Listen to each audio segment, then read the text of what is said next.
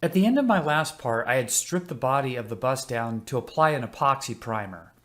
This next part was to fine-tune the bodywork over that epoxy primer to prepare it for paint. Now this was supposed to be a pretty straightforward process, but I got delayed a week due to an unforeseen disaster.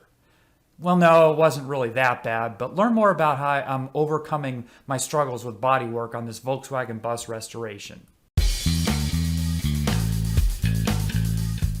Because the white primer showed all the imperfections, I thought it would save me time to apply a high build primer over the epoxy primer to both act as a filler for small imperfections and also as a guide coat for me to do the filler work. I had a quart of this product on my shelf that I bought about a year ago. So I mixed it and shot it on the main body sections, the sides and the front. I then fine-tuned my bodywork by sanding that primer down and adding some glazing where needed. Then I reshot the epoxy primer as a seal coat over the bodywork.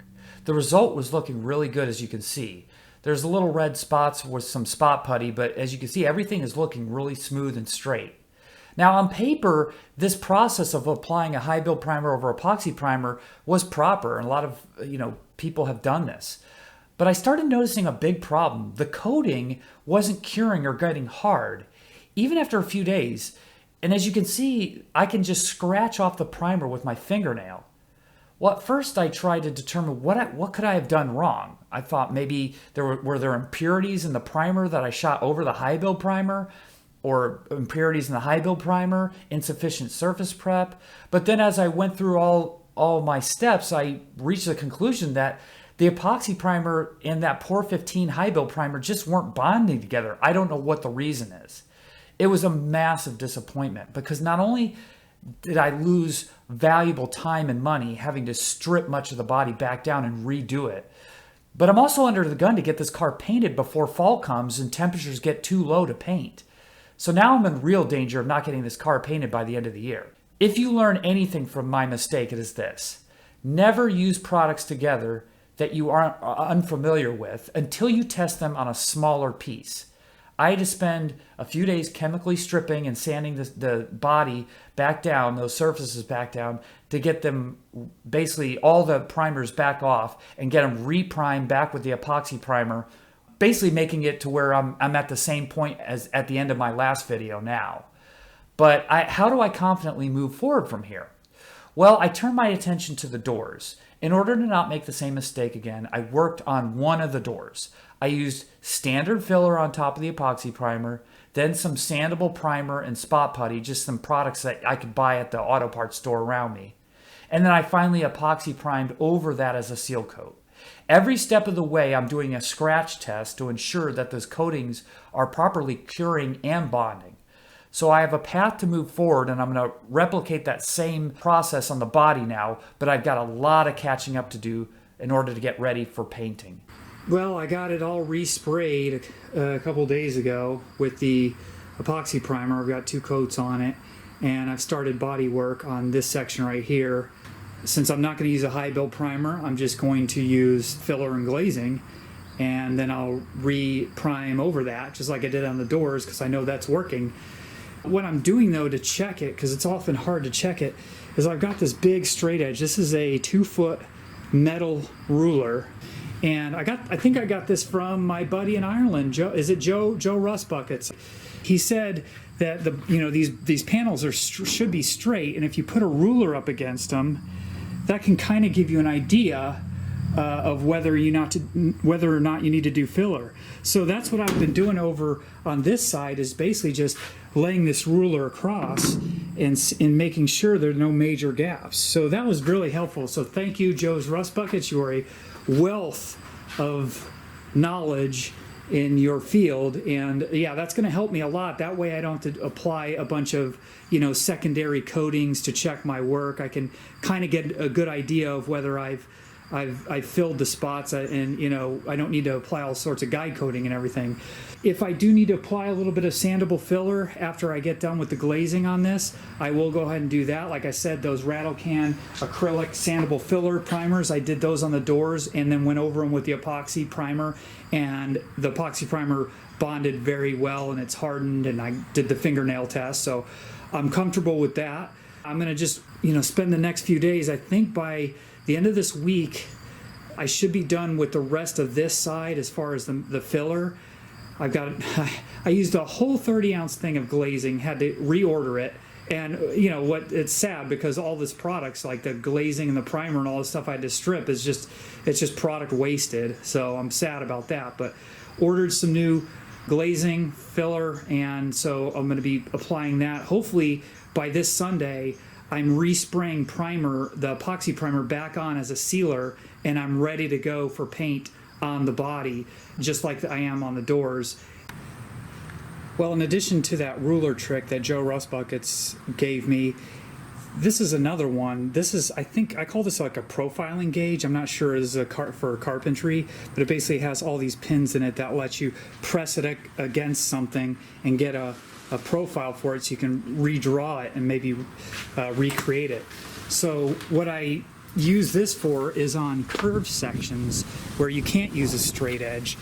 Like for example on the nose here where I want to check what's happening, what I could do is just press it in, like for example here, and then I can follow this and you can see where in the middle where there's that gap there, I can very much see where if I wanted to get that perfect, I would need to build the filler up or at least maybe remove the dents in order to get that front of that nose radiused the exact same way it is the rest of the way. This type of profile gauge is really good for that. Ooh, that may be Amazon Prime truck right now.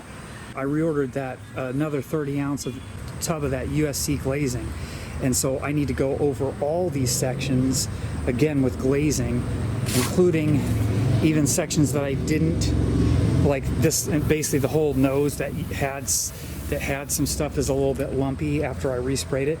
So I basically have to coat large sections with a thin layer of that glazing, like, especially right here. Like from here, the whole half of this has to be completely glazed. And then everywhere, of course, I have filler has to go over with glazing. Yes, score.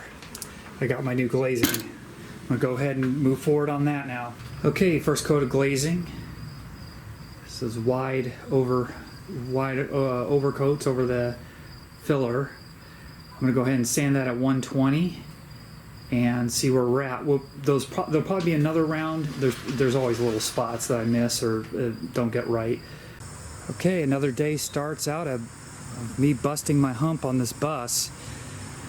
It's gonna rain around 7 p.m. It's around 10:30 a.m. right now. So here is my plan for the day real quick. First off, I've got all the doors upside down set up in here, and you can see my floor is all disgusting and wet, but it's wet and muddy so that when I move the hose around there's no dust, obviously. New filters, wipe down all this stuff, put all new plastic up on this wall. I noticed there was cobwebs and dusty nastiness forming, so just sheeted all that wall. I've got that hanging here. I had to improvise by putting this on some 5-gallon paint cans with a board, just because I made those block hangers to put the doors on so they hang inside here so that the door is nice and comfortable for shooting the outside. But unfortunately I can't hang it like that because they're too low. I should have probably mounted them about a foot above. So that's okay, I improvised. That's all set up and sheeted. New sheeting and everything on here. And so yeah, we've got these doors set up.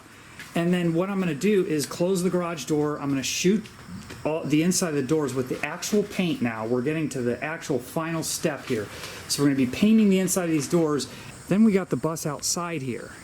Now, once that garage door is down and I shoot those with 2 coats of paint with a 15-20 minute flash time in between, and those are gonna be sitting there drying, I'll move out here, and what I'll do is just the finishing touches. I think what I'm going to do is just apply some sandable primer. I got a few cans of this gray stuff, and then just shoot it on the sections that need it, on the areas where I want to fill in scratches and things like that.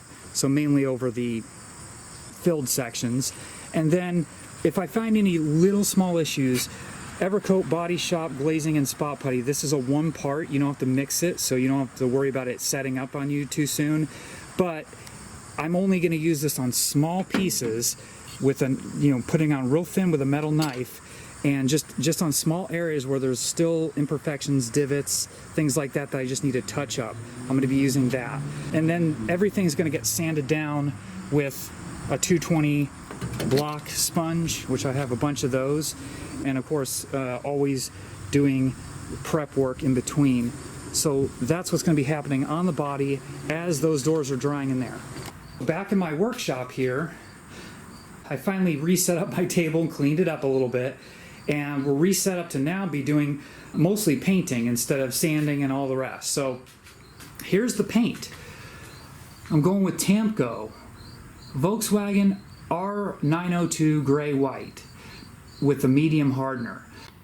Okay, just a quick blurb on how to mix Tamco's AG series single stage paint. You get it in a gallon kit. The gallon plus a quart of hardener makes 5 sprayable quarts of paint. And the way we want to do this now, we're going to use the paint system I showed. This is about a 600 milliliter cup, which is approximately 20 ounces, right? So I've got my mixing cup here, and this is a 4-to-1, 4 parts paint, 1 part hardener. So we're going to use the 4-1-1 markings, but we don't need the third one. We just need 4 and 1. I like to take a Sharpie and just go over the markings just so I remember where I should be at, because sometimes I forget. Well, usually I forget. So I've marked out those 2 4s right there. So the way we do this is you got to start first when you're using a mixing cup is determining what's the absolute most amount of paint you can mix in here. Well, this is 600 milliliters or around 20 ounces.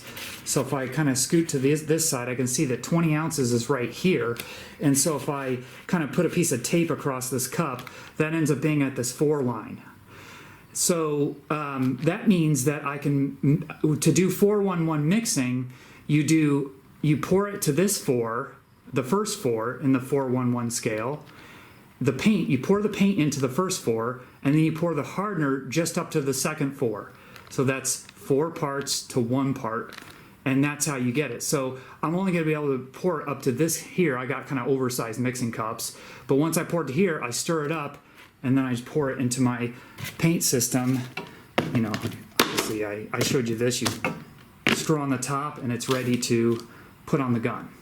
Okay, just a quick update on progress here. I went ahead and shot the insides of the doors, and I used that Husky gun, and I think I've finally decided to get rid of it.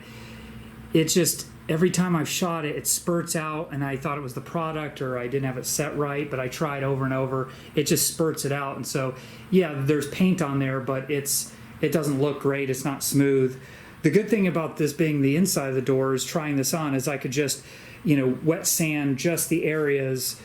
I don't have to wet sand all the broad areas here that are going to be behind panels. I just have to wet sand just all the visible areas again before I shoot it again. But yeah, I didn't apply a second coat just because I noticed it, coming out like that. Now that I see it's not laying down, it's the gun.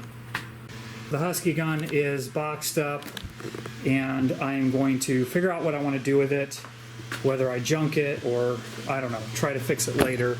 That's gone. I'm not using it anymore. It did go good for me today was that Harbor Freight had a sale, and I picked up a brand new HTE Spectrum gun. It was $50 off with a coupon.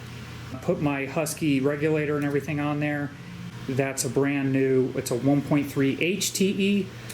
You'll notice it looks very similar to this one that I've been using on the primer, and I've been liking it a lot. This is the HVLP 1.7.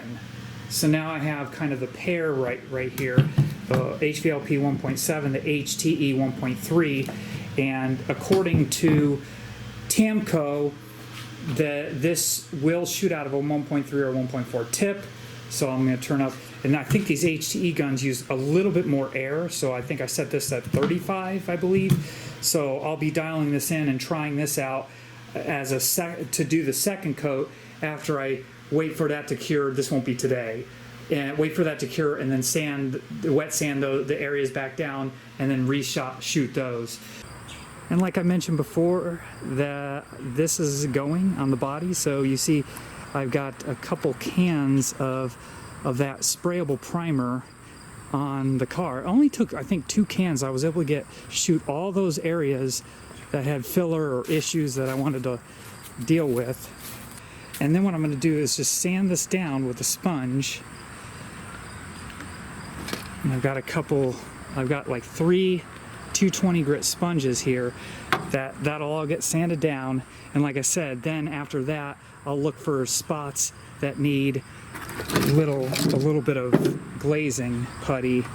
I can't recommend more for fine grit detail sanding, these 3M 220 sponges. And what else would allow you to get up in here, sand, or maybe in there, or even like that, or just flat. Super versatile, and it really gets the job done quick.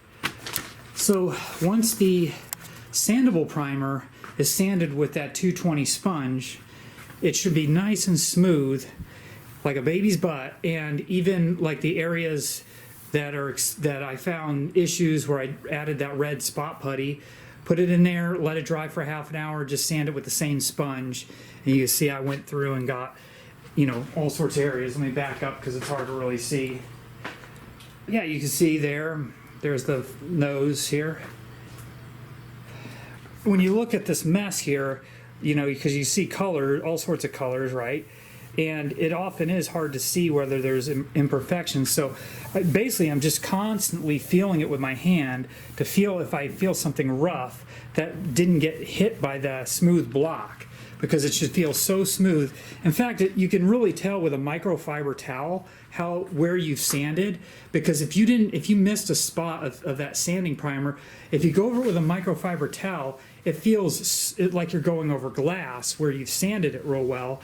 But then if you hit an area like you haven't sanded, it's really rough, right? So when I go to paint the inside, I'm going to run those 220 and 320 sanders all around, and this should be smooth again. But you can definitely see the difference between sanded at 220 and not sanded at 220 with the microfiber towel. So I'm going to go ahead and solvent prep the entire car, and we'll get ready to respray everything. Well, I'm going to cut the video here. I've finished the 2 coats recoating of the epoxy primer, and the bodywork is tuned in really well.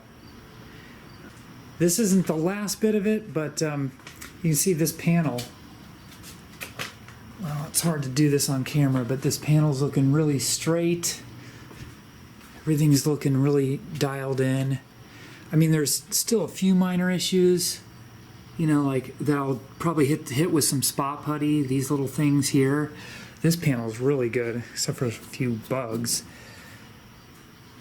Yeah, back here you can see some little bit of sanding and spot putty issues. So I'll do those.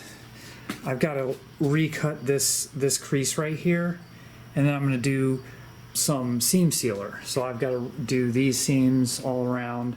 So I'll be doing that this week. A little bit of a sanding issue here. Other than that, I mean, it's, yeah, every time I, you know, put a layer on, it's getting better and better. It's just hard to get it perfect the first time. A little bit of some sanding issues, just some high grit sanding.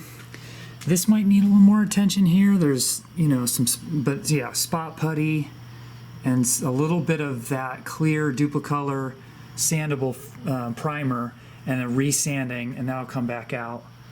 Little spot putty issues. Again, these are, I never can see these until I actually put this white on. A little bit of a sanding issue. A little bit of spot putty needed there. This looks great. It's shaped really well. Looking good. It's been about 2 hours, so it's not fully cured. I'll do the scratch test tomorrow. The nose is looking great. I'm really happy with this. I need to go up under here and kind of clean that up and resand it, and then maybe I'll reshoot like just a half a cup just for some of those issues.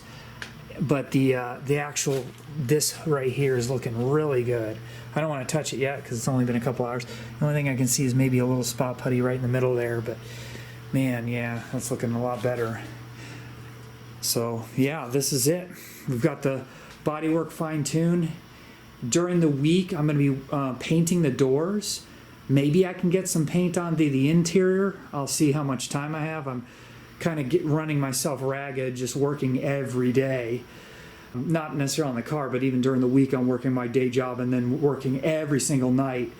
Once I get off about 5:30, and I'm spending a couple hours on the car, and it's wearing on me. But next weekend, there will definitely be some painting. It's going to drop down into the upper 60s, but I've got a propane heater and an electric heater, and I'm thinking those two will easily keep this above 70 degrees, probably 75 degrees, for as long as I have them on at that temperature. Plus, it's a little more insulated with this plastic up too. So yeah, looking forward to painting it, where hopefully I've put all that sanding and major bodywork behind me now, and I'm looking forward to maybe getting this thing painted up and ready to go by before it gets cold. So thanks for watching, guys, and stay tuned for the next video. Talk to you later. Bye.